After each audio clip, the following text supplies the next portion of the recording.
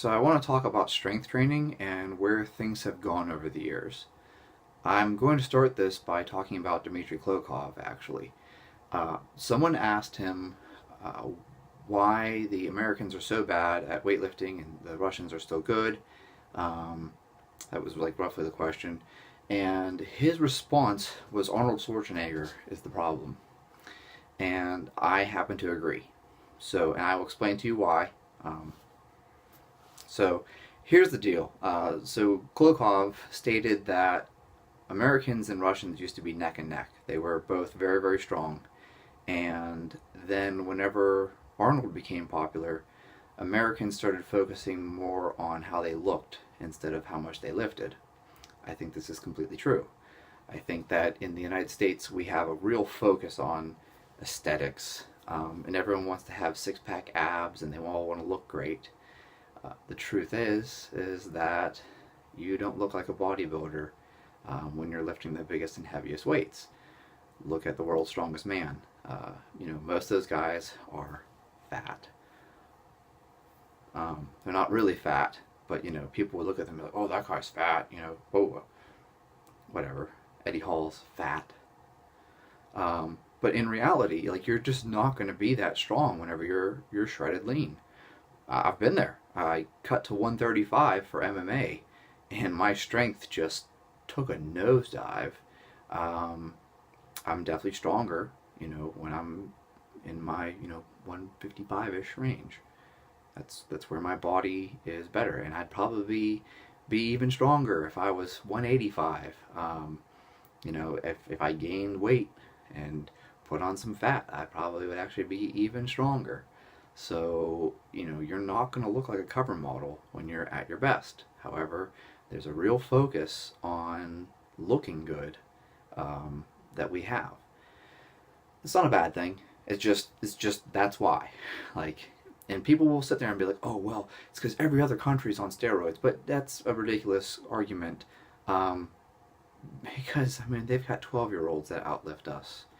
Like you look at the Chinese youth. I think he's like 16 or something like that, and already he's way above any of the junior records in the U.S. Obviously, I'm not comparing him to the seniors, but even their young lifters are stronger than our young lifters, and I think a lot of that comes from the fact that they truly focus on being as strong as you possibly can. And so this is going to bring me full circle back around to where I think we have some problems. So I'm going to sound like an elitist jerk, and I don't really care because I'm more interested in being honest and correct than I am in being popular. And so my feeling is that a lot of these bodybuilding programs that people are following are really not appropriate for drug-free lifters. So you see a lot of this stuff with all these drop sets and all these reps and all this ridiculous volume. And that just simply is not the best way for you to train if you're drug free. Now, I don't know a whole lot about drugs. I'm not a pharmacologist or anything like that. But I would assume that what's happening in those individuals is that by doing these high reps, they're pumping more drug into the muscle. Um, by all means, if you are a pharmacologist or you have, some degree in endocrinology or you're actually an MD, if you're a PhD researcher or an MD, and you can explain to me below what's actually happening, I actually am interested in understanding why the high rep ranges seem to work better for guys on drugs. But my assumption is the reason why higher rep ranges work better for guys on drugs is because it's simply pumping more blood and more drugs into the muscle. Now, that being said, when it comes to drug-free lifters, I like to look back, way back, at how guys got strong before drugs were even invented. And even before drugs became popular. I shouldn't say before they were invented, because we know that by the 1930s the Nazis were using testosterone, but I don't think it was widespread use really at that point. It would be hard to imagine that like Jesse Owens was using testosterone. Um, I just I highly doubt people had the money or access to it the way they do today. That being said, looking at how guys used to get strong, and I'll even go all the way up into the 1950s here with guys like Paul Anderson, um, Doug Hepburn. You look at Tommy Kono, John Grimmick. Um, Look at any of these guys who were really fantastic in their heyday. And what did they do for their training? Well, they did a lot of heavy singles. That's how they trained. Like, they didn't do sets of 8 to 12. They did heavy singles. This is not a radical concept. When I suggest this to people, people think it sounds crazy, but Dan Pfaff talked about this even. Having his athletes do like 10 sets of one or 12 sets of one, and then they're just lifting a heavy weight for one rep, resting, and then lifting one rep. This is very effective, and I feel that we've lost sight of this. People have had too much influence from the bodybuilding community. There's entirely too much focus on hypertrophy, and people believe in these magical rep ranges, like, oh, if you do 8 to 12 reps, that's hypertrophy, but you can't build muscle doing fives. Ed Cohen did 5x5, and he's, as far as I'm concerned, he's very muscular, especially whenever he was competing. I realize that he doesn't look like a bodybuilder and isn't a bodybuilder, but I'm talking about strength here, and I think that even 5x5, you can build a substantial amount of muscle while also improving your strength greatly. Back to my guys like Tommy Kono, he would do singles. He would snatch singles. He would clean and jerk heavy singles. If you Google search Doug Hepburn, you can find Hepburn's program where he did singles and doubles. These low reps, these 1 and 2 rep sets are a great way to build strength. I myself, that's how I train. I will do something like 10 singles, and I will rest 5 to 6 minutes between each one, which allows me to work at a very heavy weight, and I get a lot of good quality work in. And I like training that way. I'm not telling you to avoid higher reps. There's a time and place for higher reps, but for your strength training, if you're doing back squats, I find that doing 10 to 12 singles at 85 to 90% is a very good workout, and I can't express how effective that is. Now, where should you have the things with higher reps? Well, that should be your assistant stuff, right? So I'm not suggesting that everything has to be singles. It would not make sense for us to say, oh, well, I'm doing Bulgarian split squats for a 1 rep max. No, that's not appropriate. So, my training might look like something like I'll snatch, and maybe I'll train at 85%. So I'm snatching 85 to 90 kilos, and I'm going to do that for 10 singles. And then after that's done, then I'll do some other movement to basically work on my weak points or anything I feel that's I'm big on trying to prevent injuries. So I'll do 3 sets of 10 terminal knee extensions, and I'll do maybe 3 sets of 10 Bulgarian split squats, and maybe 3 sets of 10 single leg squats. I like the unilateral work actually for injury prevention. I actually do like unilateral work. I'm not entirely bilateral only. I know there are 2 camps here that are unilateral only versus bilateral only, and I always ask the question, why not both? Maybe I have a day where I work on jerks, and afterwards, I'll take a kettlebell and I'll do, single arm overhead presses to work on my shoulder, maybe some rows, maybe some croc rows or something like that. And again, like my rep range on those is probably anywhere between 8 to 15 reps. That's a good time and place for it, because as far as I feel, you've done your strength work. You took your shoulder press and did 12 sets of 1 with 85%, and then afterwards you finish with some higher rep stuff that is a little more unstable. A single arm press is not the same as a true shoulder press, a strict shoulder press. And so you've got that unilateral loading there. It's going to cause some engagement of the spine, and you're going to get some stability out of that. And so that's a time and place for those things. But when it comes to the strength work, and this is the part that I'm really trying to focus on, guys will do these bizarre programs where they have, 5 and 6 different movements, and they're doing, 3 to 4 sets of 8 to 12 on each of these movements, and then they're wondering why their strength doesn't go up. Well, that's because strength is also a skill. So you need to practice doing heavy back squats. You need to practice doing heavy front squats. You need to practice heavy snatches. You need to practice heavy cleans. There is a skill component to it. But then also, it's like Louis Simmons says, you have to learn to strain. And that's definitely something else that you have to learn. You have to learn how to move heavy loads that are approaching your 1 rep max.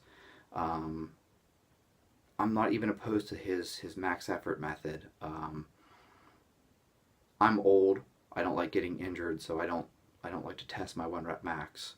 But certainly, I can see the value in it. I'm not opposed to it in any way, shape, or form doing max effort. I tend to just stay in a heavy range though, 85 to 90%, and that's where I will do singles. Some days you don't have it. Some days, you hit that first single at 90% and you feel like you're going to pass out. By all means, drop to 80% and do doubles or triples. There are no set rules. I'm all for changing programs on the fly. You're not going to feel great every single day. There are days where the idea of snatching 90%, I'm not really interested in even putting it on the bar and pulling off the floor. So, I'll put even 70%, 75% on the bar, and I will do doubles, maybe 15 doubles, maybe 18 doubles, because it's really not that hard to do doubles. But the point being is that we spend too much time doing these high rep ranges and not enough time doing strength work, true strength work. And so I recommend that you look at these guys who were getting strong long before steroids existed and copy them, and consider what Klokov said about how people became more focused on how they look rather than how much they lift. And I think that it's really important that we focus on getting stronger more than these hypertrophy ranges. And then the reality is, by the way, you actually build muscle at all rep ranges. Everything is hypertrophy. Maybe 8 to 12 is better for hypertrophy than singles and doubles, but that does not mean that you will not still have hypertrophy even at singles and doubles. You certainly will. So that's all I have to explain on that. I just wanted to tell people, hey, this stuff might work for these juiced up bodybuilders. Well, not that it might work. Obviously, it does work. But also, obviously, drugs work. That's the number one thing you learn from looking at, Phil Heath, Ronnie Coleman, Jay Cutler, Kai Green. Obviously, drugs work. However, that's why I always try to look at guys who don't use drugs, and I ask myself, well, how did they get strong? Well, they got strong by doing heavy lifts. They would heavy back squat, heavy deadlift, heavy presses, and that's really the way that they did it. And actually, if you want my real opinion on it, I bet that training that way probably is even more effective with drugs, because drugs seem to make everything more effective. And so, in my opinion, I think that that's probably the best way for everyone to train if your goal is strength. And I realize that now I just eliminated 90% of the audience because most people are more concerned about looking good on the beach than they are about putting 200 kilos over their head. But for those of you where your goal is to be as strong as possible, keep the goal, as Dan John says, and focus on getting stronger. That should be your goal. Your goal should be to get stronger. Therefore, your focus should be on lifting the heaviest weight you can, and that seems like a no-brainer. Seems like common sense, but I think a lot of people have lost sight of it, and I think that we've been influenced by the bodybuilding community, so that strength athletes are now trying to train like bodybuilders, and it's not a good match. Strength athletes should train like strength athletes. Bodybuilders should train like bodybuilders, and there really shouldn't be overlap. They're two completely different goals, and that's all there is to it. Don't confuse the two. Don't try to mix the two. And look to the guys who got strong way back. I really love Tommy Kono. Um, the stuff he did for weightlifting. I should also note Tommy Kono also did bodybuilding. So if you want to look at Tommy Kono's bodybuilding stuff, by all means look at that. Just realize that they're two separate things. He trained differently for weightlifting than he did for bodybuilding. Look at guys like John Grimmick. I love Doug Hepburn. Paul Anderson's a favorite. Those are great resources. I feel like they've been forgotten. I can't believe how often I tell people about Paul Anderson and people look at me like, who? You should read about these people. They're amazing. Paul Anderson, phenomenal. Impressed the Soviets so much that they based their entire training off of him. So, there you guys have it. That's my opinion. I realize it's not going to be a popular opinion, but I feel that my opinion is based in fact. And so I think that truly, if I were being as honest and direct about, how should you get strong, it seems like it should be a no-brainer. You need to lift heavy, and you need to practice lifting heavy, just like how you need to practice your 1 rep max. If you're going to be a weightlifter, if you're going to be a power lifter, like, you should be practicing heavy singles because that's your sport. Imagine if I train for ice hockey by, I don't know, playing soccer or something. Like, I need to actually practice ice hockey. Not roller hockey, not deck hockey, ice hockey. I need to practice being on the ice. So if your sport is doing a 1 rep max, you need to practice 1 rep maxes. Get strong.